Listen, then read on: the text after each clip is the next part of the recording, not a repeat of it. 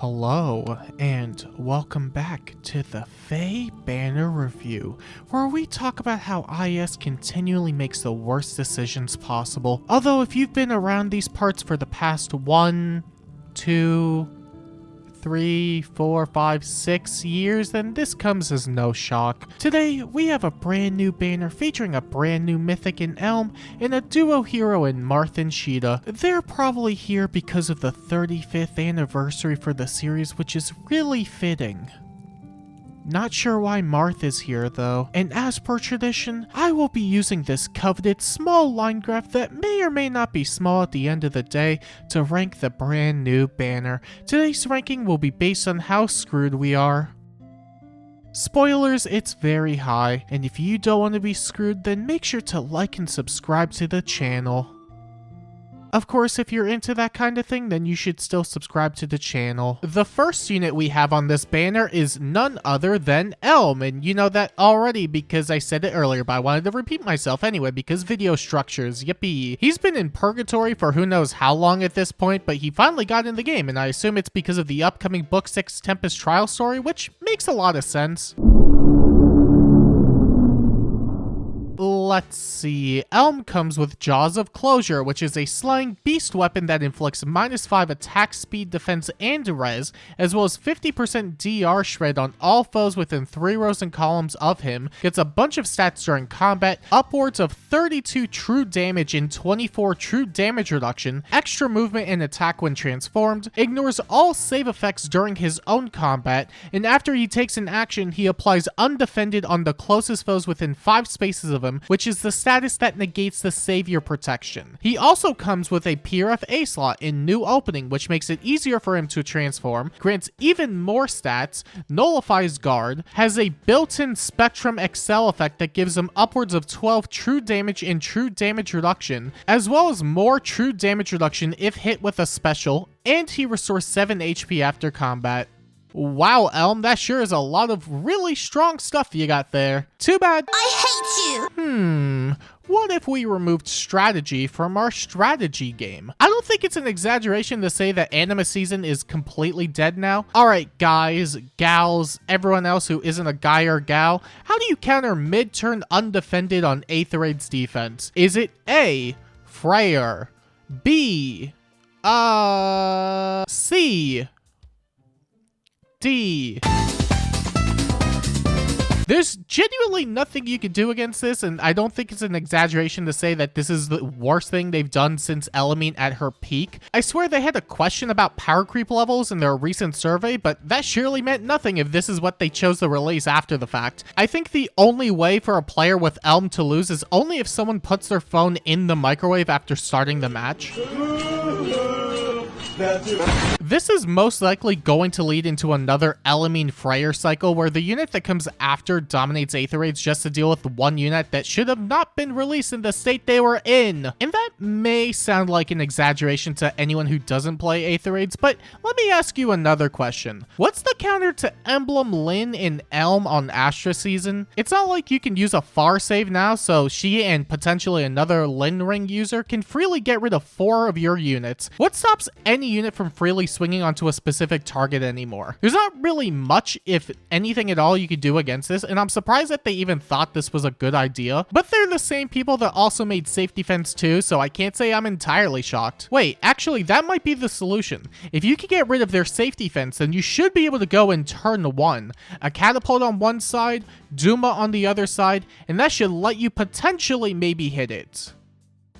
Maybe. Am I really this desperate? Don't answer that. Elm also comes with Beast Agility, a special most units don't want, and Preempt Screech, which disables all drive support, inflicts speed and defense penalties, and grants a special jump of 1 before the unit's first attack. It's a really great C-slot, but I'd imagine the amount of units that would want it or could take advantage of it is limited because it's locked to non-armor beast units. A lot of beast units have PRF C-slots, but you could always throw it onto some other melee nukes like Deer Dude and Winter Deer Dude and maybe Spring Aether, because she's pretty good at tanking and not nuking, but tanking. She's pretty good at that. I wonder if it'd be worth dropping Crestfelger's C slot for this skill for nuking purposes, because it's pretty stacked. Otherwise, I don't really know who wants it. We don't have a lot of notable beast nukes, and that already places a massive limitation on the fodder. Honestly, I'm kind of shocked that they put heavy restrictions on Preempt Screech. Not that I think it should have had less restrictions, I do think that actually, but I have to wonder what their balancing decisions were when it came to this skill versus Elm as a unit. Omnifeud C-slot for more units? What are you, crazy? Are you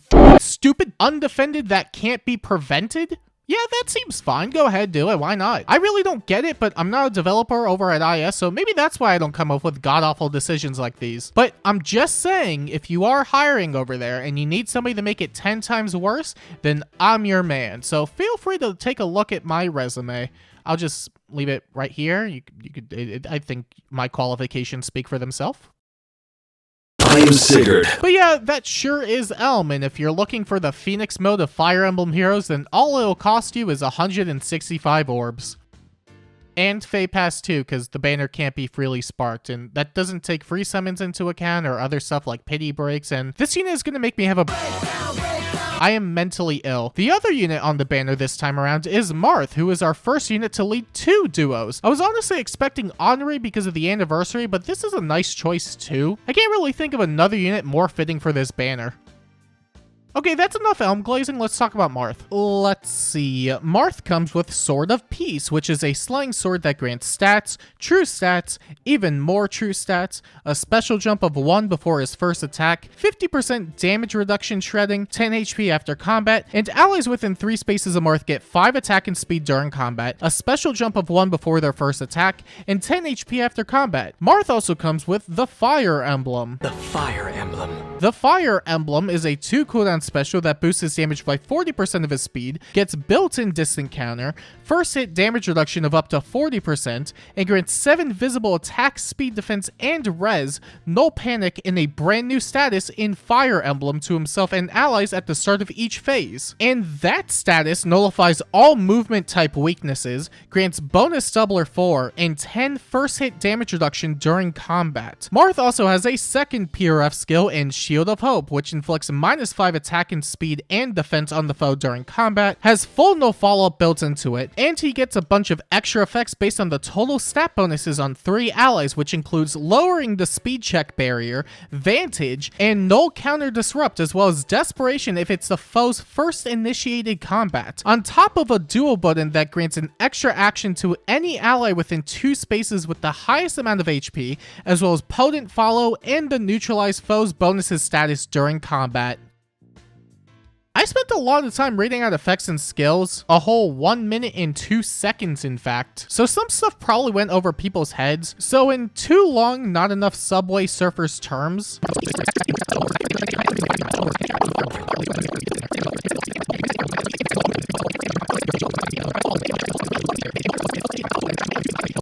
and now that everyone is caught up to speed, we can all fully agree that this unit is absolutely disgusting. He's a Vantage unit that can hit 3 times back to back and effectively checks every nuke in the game. He has innate Vantage, Nullsea Disrupt, and Desperation, so he's guaranteed to hit 3 times in a row before the foe can land a single hit. He can also spam The Fire Emblem thanks to his special jumps. He has a really solid amount of bulk too, so even in the face of Hardy Bearing, or if he somehow misses a kill, he'll most likely survive. That on top of being really good support makes him one of the most ridiculous units we've seen in a really long while. And by a while, I mean maybe like a week or two, because they release stupidly broken units that make me want to commit Savella every week, but this is especially stupid, which is saying something hopefully. At the very least, there is some stuff you could do to get around him, like using the limited time unit Summer Thor, who only works in summoner duels and only once at that. Also, the Hardy Bearing seal does still exist, but it's also the only notable Hardy Bearing thing we have in the game that isn't a Toon Tiki, and unless your levels are that high, then I can't imagine you'll be using her in the player phase. Also, if you don't kill, then he's just gonna hit you with The Fire Emblem, and then you lose. Otherwise, I don't really know, honestly, but what better character to destroy the meta than Mr. Fire Emblem himself? And not just Mr. Fire Emblem, but the... Shut up. On a positive note, I really do like the art and dual button stuff. I think it's a really cute and nice nod to the series history, so I'm glad there's that at least. Ivy Lost Choose Your Legends. Duo Marth also comes with Blue Skies 4 and a brand new C-slot in SD Hold Guide, which allows any ally to warp within 2 spaces of the user within 2 spaces, allows the user to do the same thing to any ally within 2 spaces, and inflicts speed and defense penalties on foes within 3 spaces during combat. It's a pretty cool skill, and it's almost enough to distract me from the very important question of why haven't they reprinted Momentum yet? Emblem Erica debuted last month with Blue Skies, and it's already being reprinted onto Marth. See, they'll reprint that immediately, but they'll still gatekeep Momentum for whatever reason. Is there something about this skill that we don't know about? I am override. But yeah, Marth C-slot is pretty nice for melee flyers at least, but it's not nice enough to distract me from the other very important question of why would you ever fodder this unit? Duo Marth is actually obscenely disgusting, and I don't believe for a second that you get more mileage out of him if he was foddered. He could just sit there and vantage sweep so hard with the Fire Emblem. And there's not really a whole lot that can be done about it. Maybe when he falls off, you could fodder him, but it's also worth noting that this unit is going to be like Duo Ephraim, where there's no telling when he's going to rerun. He's not a normal pool unit either, so there's no telling when he's going to return again. His rerun is basically a gamble. And maybe, just maybe, that in and of itself is symbolism for Fire Emblem and the Fire Emblem. Heroes. Gambling. Happy 35th anniversary. Give me money, give me money, give me money. There's also the banner share, and we may as well talk about that before I break down even more. Elm and Marth both being red already makes it a fairly desirable share, and Ira being there really solidifies it. I don't think Ira is all that amazing these days just because we have so many units that can naturally swing from 6 spaces, but she's still plenty usable and she has good fodder. Did you know she's only 3 months old? Meanwhile, Blue isn't the worst share with Athos, Nell, and Hresfelger. Hres is a decent offense mythic, Nell is a rearmed with fairly decent fodder from the get-go, and she's in the code, so it does make for better duping potential, and Athos. At least he has that calling circle thing, but that's also on Elm season, so who cares, am I right? Ha ha ha! There's also Colorless, and it's not the best, but Edain is still a pretty good unit. Elfin is alright as a dancer, and Govig has Strike, which is still pretty good. I don't know what's more offensive between the new units in this green share. Hydrogen bomb! Versus coughing baby! Begin!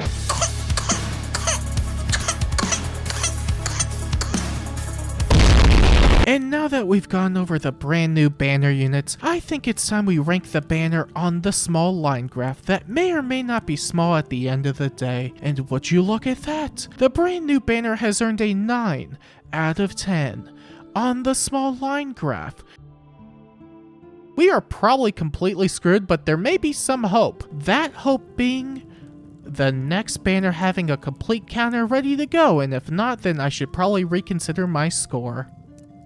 In fact, has earned a 12 out of 10 on the small line graph. And you may be wondering to yourself, should I summon on this clearly ridiculously good banner? And boy howdy do I have not 1, not 3, not more than 3, but 2 answers to that question. Answer 1, yes you should because the units are obscenely busted. And answer 2, no because you care about every player's well-being.